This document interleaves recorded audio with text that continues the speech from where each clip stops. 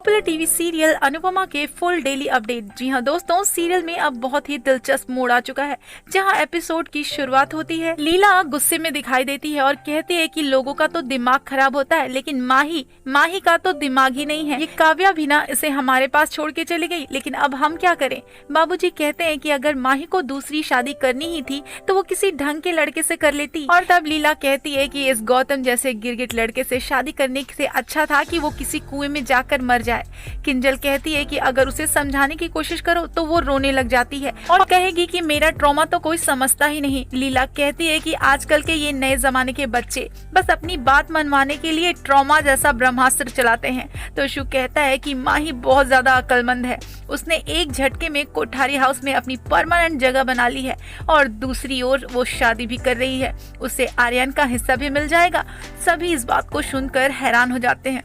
तो सु बताता है कि गौतम तो मोटी बा का फेवरेट आदमी है और अगर माही किसी और लड़के से शादी करती तो उसे कोठारी हाउस छोड़कर जाना ही पड़ता।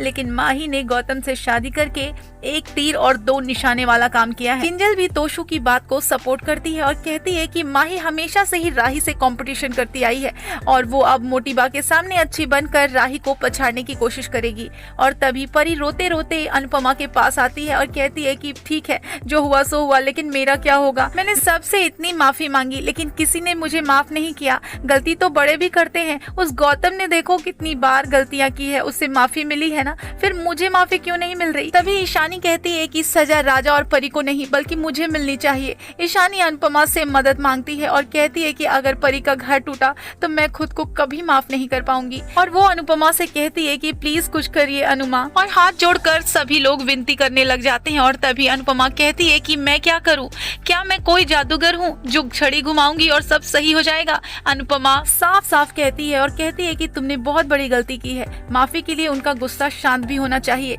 इसमें समय लगेगा, उन लोगों से बार बार माफी मांगो, इसमें मैं कुछ नहीं कर सकती। अनुपमा वहाँ से जाने लगती है और जाते हुए कहती है कि माही को तो जिद करनी है तो करने दो, वो नहीं समझ रही है, इसमें मैं क्या कर सकती हूँ। मैं तो सिर्फ भगवान से प्रार्थना कर सकती हूँ कि मेरे बच्चे सदा खुश रहें, इसके अलावा मैं कुछ नहीं कर सकती। अनुपमा गुस्सा होकर वहाँ से चली जाती है। पाखी दुखी होकर कहती है कि हमारे बच्चों ने ऐसा जाने कौन सा पाप किया है जो ये सब कुछ देखना पड़ रहा है। तोशु कहता है कि शायद ये हमारे पापों का नतीजा है जो हमारे बच्चे भुगत रहे हैं, हमने भी मम्मी का काफी बार दिल दुखाया है। वहीं दूसरी ट्रैक में दिखाया जाता है कि अनुपमा भगवान से मदद मांगती है और कहती है कि माही की जिंदगी बर्बाद होने से बचा लीजिए। और अब राही प्रेम से पूछती है कि वो इतनी शांति में कैसे बैठ सकता है जबकि घर में सब कुछ बिखर रहा है। प्रेम कहता है कि मेरे चिंता करने से सब कुछ ठीक नहीं हो जाएगा। राही पूछती है कि हम गौतम को माही की जिंदगी बर्बाद करने से रोक नहीं सकते।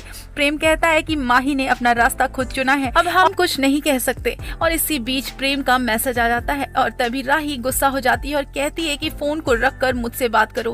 प्रेम कहता है कि मैं अपना काम छोड़कर तुम्हारी बकवास नहीं सुन सकता। प्रेम जाने लगता है। तब राही कहती है कि आजकल तुम पूरे दिन फोन पर लगे रहते हो लेकिन तुम्हारे पास मेरे लिए बिल्कुल टाइम नहीं है। प्रेम हैरान होकर पूछता है कि क्या तुम मुझ पर शक कर रही हो। राही ताना मारते हुए कहती है कि तुम अपना काम करो, घर को मैं संभाल लूंगी। राही वहाँ से चली जाती है। प्रेम भी गुस्सा हो जाता है। दूसरी तरफ ईशानी अनुपमा से कहती है कि मेरी वजह से परी का घर टूट रहा है। अनुपमा कहती है कि समय सब कुछ ठीक कर सकता है। ईशानी कहती है कि मुझे वरुण का बहुत ज्यादा डर लग रहा है, वो गुस्से में आकर फोटो वायरल कर सकता है। अनुपमा कहती है कि कुछ भी नहीं होगा, हम अच्छा सोचेंगे तो अच्छा ही होगा। अनुपमा ईशानी को वहाँ से भेज देती है और परेशान खुद हो जाती है।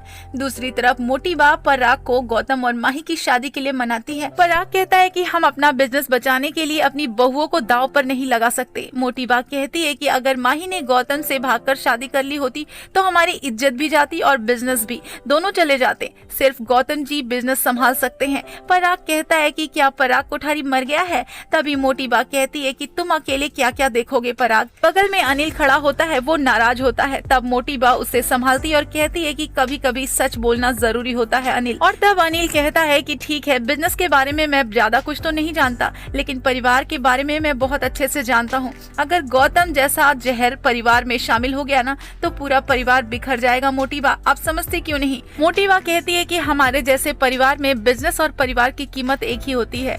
गौतम जी अब बदल गए हैं। मोटी बा बताती है कि परसों परसों शादी के लिए अच्छा मुहूर्त है।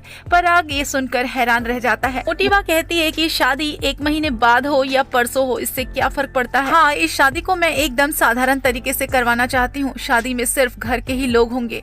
पराग ये सुनकर परेशान हो जाता है। गौतम ये सुनकर बहुत खुश होता है। दूसरी ट्रैक में अनुपमा ईशानी को सुला रही होती है और तभी ईशानी के फोन पर वरुण का मैसेज आता है। मैसेज में लिखा होता है कि वो उसके मोहल्ले में आ चुका है और उसकी फोटो का पोस्टर शाह हाउस के बाहर लगाने जा रहा है।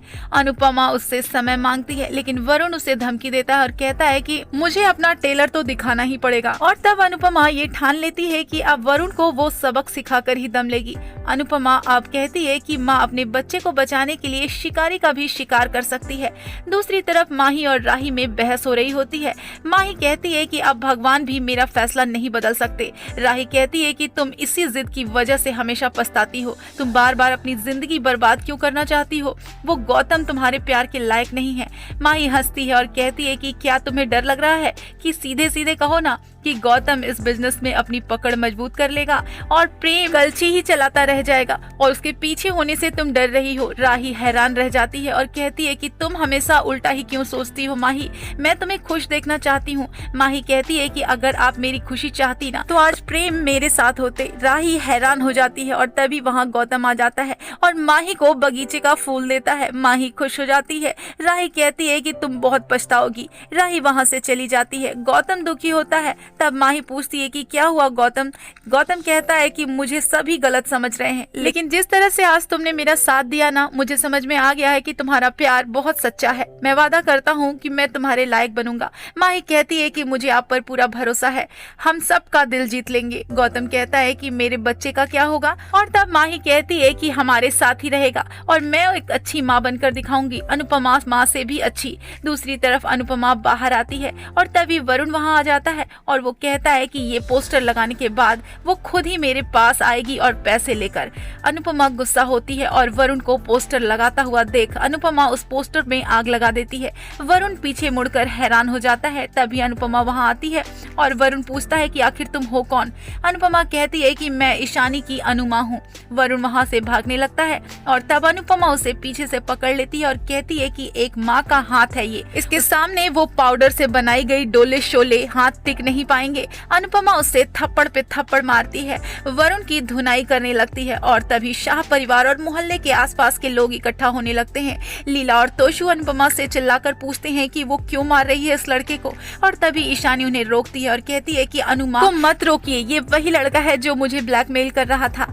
अनुपमा गुस्से में वरुण को जोरदार धुलाई करती है और सभी ये देख देख के हैरान होते हैं। अनुपमा लगातार वरुण को बहुत सारे थप्पड़ मारती है और कहती है कि तुम्हारी हरकत के हिसाब से तो तुम्हें कम थप्पड़ मारे हैं। अनुपमा वरुण को वापस थप्पड़ मारने लगती है और कहती है कि महाभारत तो तुमने देखा नहीं होगा ना, उसमें सिखाया है कि नारी का अपमान नहीं सम्मान करना चाहिए। नारी का निरादर करने वालों का विनाश तय होता है। अनुपमा पुलिस को बुलाने के लिए कहती है तो फिर वरुण डर जाता है और उससे आग्रह करता है कि वो पुलिस को ना बुलाए। अनुपमा वरुण के फोन से उसके माँ बाप को बुलाने के लिए कहती है। तोशु वरुण का फोन लेता है और मोहल्ले वाले अनुपमा से पूछते हैं कि ये कौन है और इसने क्या किया है। लीला घबरा जाती है और कहती है कि अब ये अनुपमा ने तो सारे मोहल्ले को सच बताना ही पड़ेगा। अनुपमा तब बात को संभाल लेती है और कहती है कि ऐसे लोग सोशल मीडिया पर फेक अकाउंट बनाकर गंदे गंदे कमेंट्स करते हैं और असल जिंदगी में लड़कियों को बदनाम करने की कोशिश करते हैं। लड़कियों से प्यार के जाल में उन्हें फंसाकर उन्हें ब्लैकमेल करते हैं। अनुपमा गुस्सा होती है और इसी के साथ ये एपिसोड खत्म हो जाता है। तो दोस्तों, आप भी हमें जरूर बताइए कि क्या अनुपमा को ऐसे लड़के को पुलिस के हवाले कर देना चाहिए। आप भी अपने कमेंट हमें जरूर बताएं और वीडियो को लाइक और सब्सक्राइब कर लें।